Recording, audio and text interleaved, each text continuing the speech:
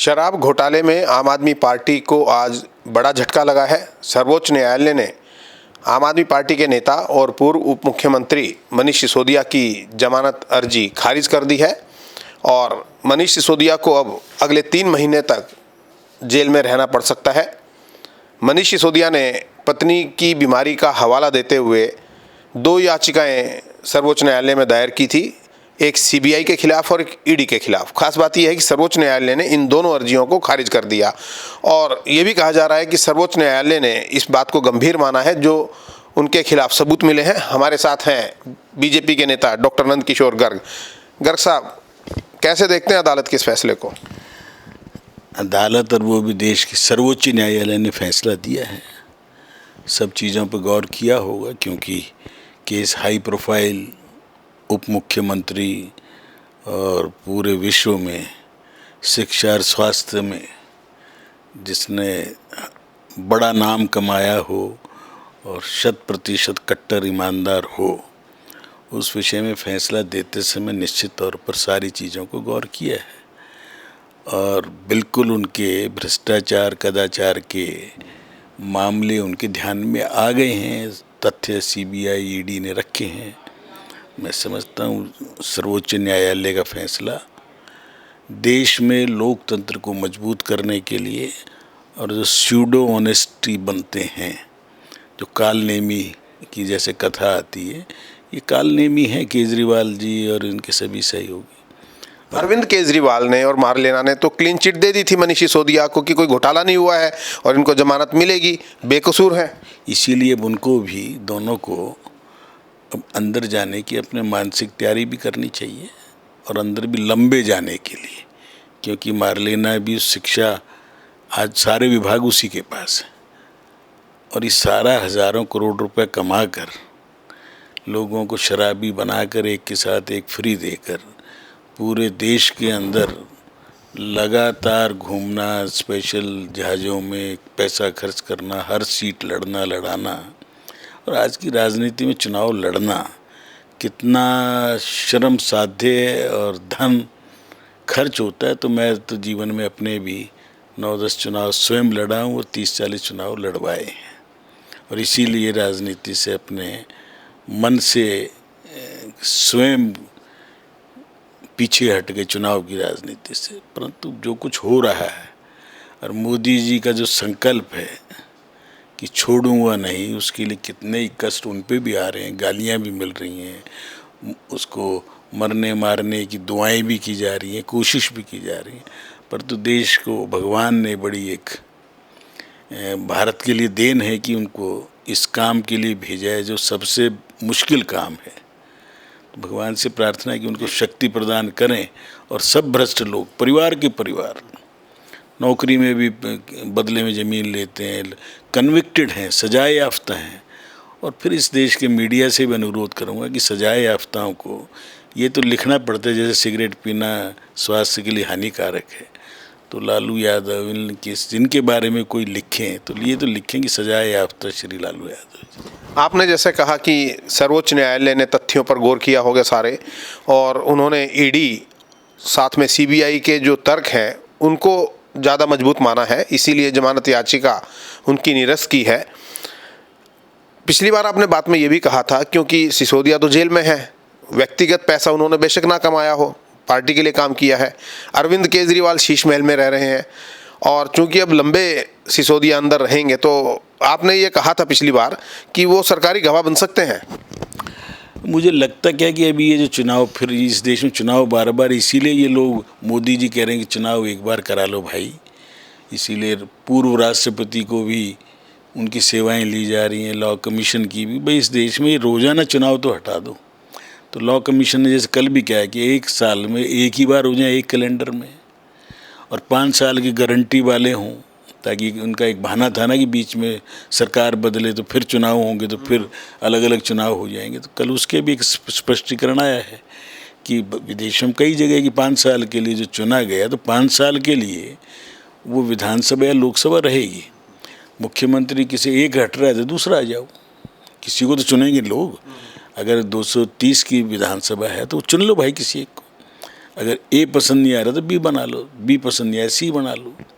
तो मुझे लगता है उस रास्ते पे बढ़ रहे हैं। परंतु मेरा तो ये भी प्रेडिक्शन थी कि दिवाली अंदर रह के मनाएंगे ये लोग भी, परंतु ये चुनाव आ गए और चुनाव के दौरान थोड़ा सा तो मर्यादा मुख्यमंत्री की रखनी पड़ती है। नहीं तो मलिक को जो अभी पश्चिम बंगाल के जो छापे पड़े, सैकड़ों करोड़ रुपए बरामद, सर्विंग मंत्री है, तो ममता ने अभी तो हटाया भी नहीं उसे।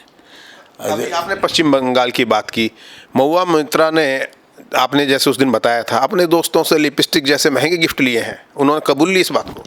कबूल है, क्योंकि महंगी लाइफ स्टाइल जिया है।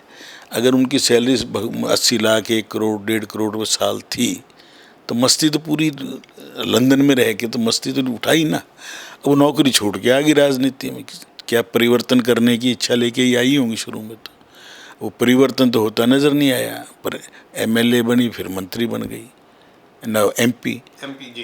परंतु खर्चे तो चाहिए ना। अब फिर शशि थरूर जैसे दोस्त हों और बड़े बड़े उद्योगपति जो खर्चा करने को तैयार हैं एक दूसरे को नीचा दिखाने के लिए, क्योंकि आजकल तो एक पप्पू जी हैं, उनको केवल अडानी और अंबानी नज़र आते हैं। वो देश में क्या कर रहे हैं उनको कोई नज़र नहीं आ रहा। विश्व के अंदर इजराइल में उनको ठेका मिल रहा है, उसे नज़र नहीं आया। पूरे विश्व के अंदर भारत की छवि और भारत के दुश्मनों को ठिकाने लगाने में भी वो तैयार रहे, तो उसके खिलाफ तो विश्व की सब शक्तियां रहेंगी ना, चाहे अडानी हो चाहे मोदी हो। बिल्कुल, कितना ही बोलते रहें, लोग देख रहे हैं। आखिरी सवाल, आपको क्या लगता है आम आदमी पार्टी या केजरीवाल के पास क्या विकल्प बचा है? मुझे लगता है कि मेरा जो एक प्रेडिक्शन 2014 का विधानसभा, एक दिन क्या आप तो जाते रहते हो विधानसभा, ले आओ, मेरी प्रेडिक्शन ऑन रिकॉर्ड है, टीवी के सामने है, ऑडियो भी उपलब्ध है, लिखित भी उपलब्ध। ऐसे व्यक्ति का हाल सद्दाम और हिटलर जैसा होता है। इनका बस नहीं चलेंगे तो हिटलर बन जाए, उससे जो तानाशाह वाला। परंतु अंत ऐसे लोगों का, वो मैं आज फिर कह रहा हूँ, भगवान मेरी बात झूठी हो जाए, अंत इनका वही होता है जो किसी भी बड़े तानाशाह का होता है, बहुत झूठे आदमी का होता है। गोइबल्स का नाम बार बार आप लेते हो, तो कौन था? हिटलर का वो था झूठ मंत्री, सूचना मंत्री।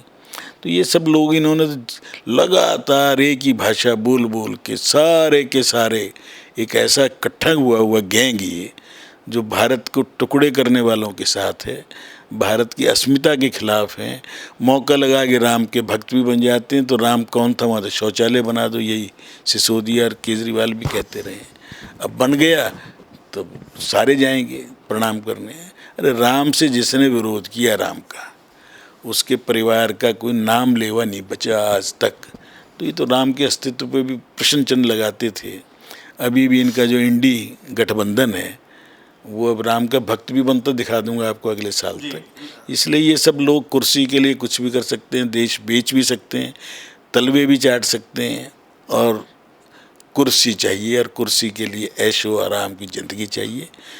देश की जनता जाग रही है, और जाग रही है, उसी का असर है कि केरल में एक दूसरे के खून के प्यासी इस्लाम और ईसाई होते जा रहे हैं। हमास के भाषण हों और अगले दिन ब्लास्ट हों, तो कौन है आतंकवादी? जो भगवे को बोला करते थे, ईसाइयों को प्रार्थना करते हुए बम ब्लास्ट किसने किया है? पूरे विश्व में इजराइल को मिटाने की कस्में खा के सारा विश्व, आपस में लड़ने झगड़ने वाले भी इजराइल को नक्शे से मिटाएंगे, और ये पूरे विश्व में, भारत के हर शहर में एक होना चाहते हैं। तो जिहादी मानसिकता, हूरों से मिलने की ललक इस विश्व में अशांति का कारण है, और इसको दूर करने की क्षमता भगवान ने भारत को दी हुई थी। हमने 1000-1200 साल उसको खो ही रखा, अब फिर प्राप्त कर रहे हैं। भगवान जल्दी से जल्दी दे, ताकि भगवान की सृष्टि की रक्षा करने के लिए हम ही लोग हैं। हम भगवान को भी मानते हैं, मानवता को भी मानते हैं, सृष्टि को भी मानते हैं, और चराचर जगत जिसके अंदर पेड़ पौधे सबको मानते हैं। सबको जो देता है हमें उन सबको प्रणाम करते हैं। इस संस्कृति को भगवान निश्चित तौर पर जीवित रखेगा, और हम उसके माध्यम बने। ये मेरी भगवान से बहुत बहुत धन्यवाद। इस विषय पर भी आपसे विस्तार से चर्चा करेंगे। बहरहाल बात हम कर रहे थे मनीष सिसोदिया की जो जमानत याचिका खारिज कर दी है अदालत ने, उस विषय को लेकर डॉक्टर नंदकिशोर गर्ग का कहना है कि ये एक गिरोह की संज्ञा दी है कि ये जो आम आदमी पार्टी के नेता हैं ये झूठ बोलने वाले और एक गैंग की तरह, गिरोह की तरह काम करते हैं और इनकी नियति ऐसी ही होनी है क्योंकि पाप का घड़ा बहुत जल्द बढ़ने वाला है, ऐसा डॉक्टर साहब का कहना है। कार्यक्रम नमो इम्पैक्ट में आज इतना ही। अगले कार्यक्रम में फिर मिलेंगे, तब तक के लिए नमस्कार।